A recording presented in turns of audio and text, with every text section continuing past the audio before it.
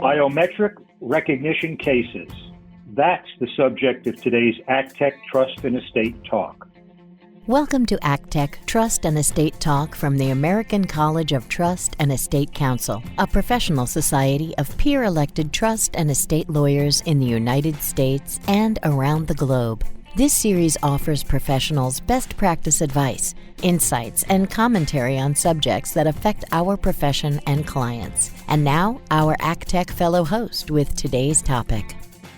This is Ed Beckwith, ACTEC Fellow from Washington, D.C. Personal privacy is a topic straight out of the headlines. To learn more about this most important subject, we will be hearing today from ACTEC Fellow Justin Brown of Philadelphia. Welcome, Justin. Thanks, Ed. The gathering and use of biometric information and biometric identifiers has become a hot-button issue in the privacy world. And today, I'm going to talk about two recent cases that address some of the issues that we face with the protection of biometric information and biometric identifiers. But before diving into the cases, I want to briefly discuss the Illinois Biometric Information Privacy Act, or Bipa. Bipa was enacted in 2008 and was rarely used until recently. It is fundamentally a consumer protection law that's designed to regulate the collection, use, storage, and safeguarding of biometric information. So first, what is biometric information? Well, Bipa defines biometric information as any information, regardless of how it is captured, converted, stored, shared, all based on an individual's biometric identifiers that are used to identify an individual. So what are biometric identifiers? Bipa defines biometric identifiers as a retina or iris scan, fingerprint, voice print, or a scan of a hand or face geometry.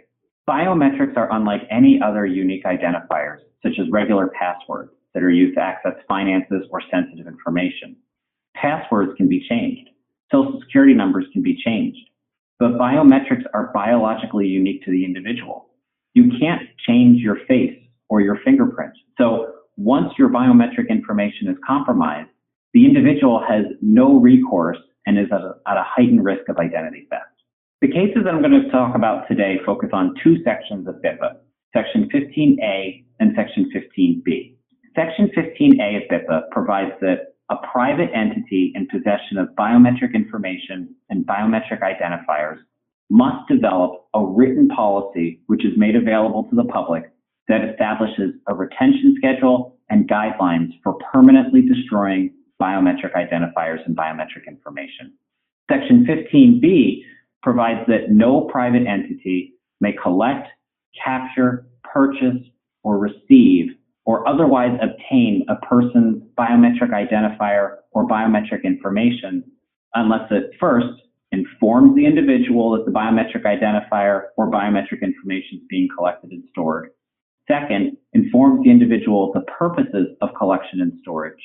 And third, the individual provides a written release of the use of their biometric information. So with that backdrop, let's get into the case. The first case I want to talk about is from August of 2020. It's the Mutnick v. Clearview AI Inc. case out of the U.S. District Court in the Northern District of Illinois, Eastern Division.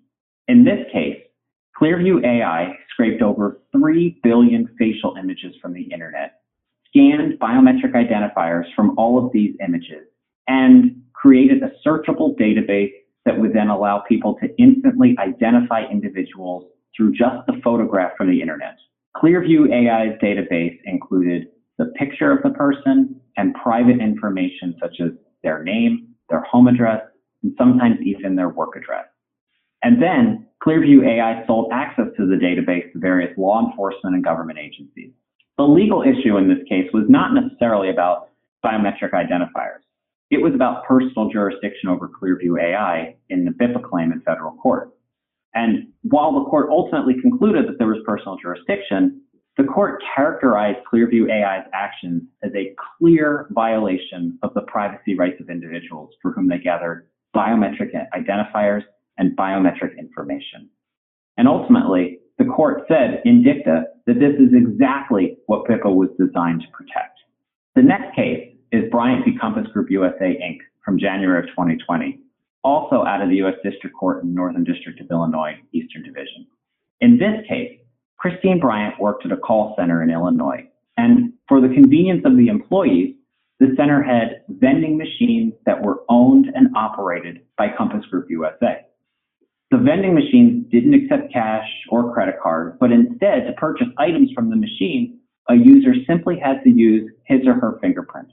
The fingerprint was then linked to their account, and funds were automatically withdrawn from the account to pay for the items in the vending machine.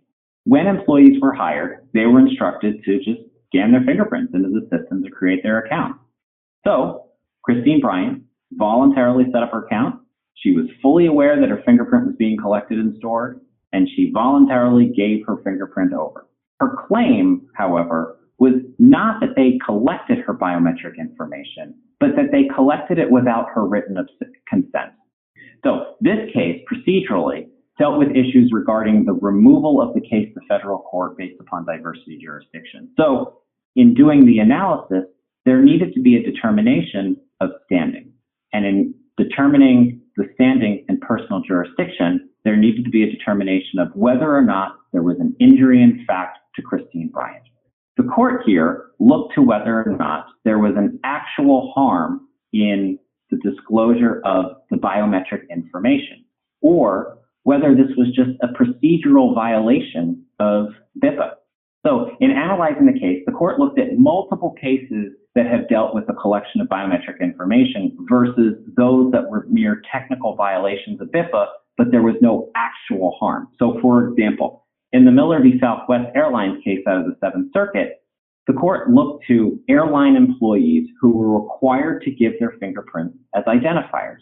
And in that particular case, if the employees refused to give their fingerprints, then there was a chance that they could be fired. And as a result, the court concluded that there was an injury in fact, or at least a likelihood of a future injury in fact. Similarly, in the Patel v. Facebook case out of the Ninth Circuit, Facebook created a user template that was designed to take pictures that were uploaded into Facebook and then, based upon biometric identifiers, then tag the individuals in future pictures that were posted to Facebook. Now, here, the individuals had no idea that their biometric information was being used, and the court believed that this was a great invasion of their privacy, and it was therefore an actual injury. Contrast that with some of the other cases out of the Northern District of Illinois, where employees would voluntarily give their biometric information, biometric identifiers and biometric information, and in those situations, the Northern District concluded that they're just mere technical violations and there's no actual injury. So here, as you would imagine, the court, consistent with what the Northern District of Illinois had previously ruled, believes that because the information was never disseminated and there was no sharing of the fingerprint and there was never any allegation of harm to Bryant, that it was a mere technical violation of Bipa and there was no actual injury in fact. So while a technical violation of Bipa, no injury, no standing. Now this case went up to the Seventh Circuit Court of Appeals, and in May of 2020, the Seventh Circuit looked at it very differently. The court started its analysis based upon the Spokio Inc. v. Robbins case out of the U.S. Supreme Court from 2006. And in that case, the court held that while a concrete injury must actually exist, the injury does not need to be a tangible injury. Simply, the mere risk of a real harm is sufficient. So here, the court believes that Bryant was asserting a violation of her privacy rights in her fingerprints. Each individual has a unique biometric identifier, and this was an invasion of her privacy. And that invasion alone is sufficient harm. The court looked to 15b and said the whole purpose of Section 15b of Bipa was to ensure that consumers understand before providing their biometric data how the information is going to be used, who's going to have access to it, and for how long it was going to be retained. The court said that it was the legislature that determined that people must be given the opportunity to make informed choices about who and for what purposes they will relinquish their biometric information. And ultimately, because Bryant was denied the opportunity to make informed consent as to the use, storage, and dissemination of her biometric information, she suffered a concrete injury. So why do we as trust and estates attorneys care about all this? Because these issues are going to be impacting our clients. Our biometric identifiers and biometric information digital assets? Who can access one's biometric identifiers and biometric information? How does one safeguard their biometric information? How do we know if others have accessed this information? And if others have accessed it, how do we right the wrong and reclaim our biometric information? These are just some of the issues facing trust and estates attorneys. And as technology improves and the use of biometric information increases, these issues will impact all of our clients. Justin, thank you for updating us on the latest legal developments with regard to biometric recognition and our own personal privacy. Thank you for listening to this episode of ACTEC Trust and Estate Talk, the podcast series about wealth planning matters from the American College of Trust and Estate Counsel. To find an ACTEC lawyer near you, visit actec.org. Please subscribe to this series and leave us a rating or a review. Follow us on Facebook and Twitter at ACTEC Talk.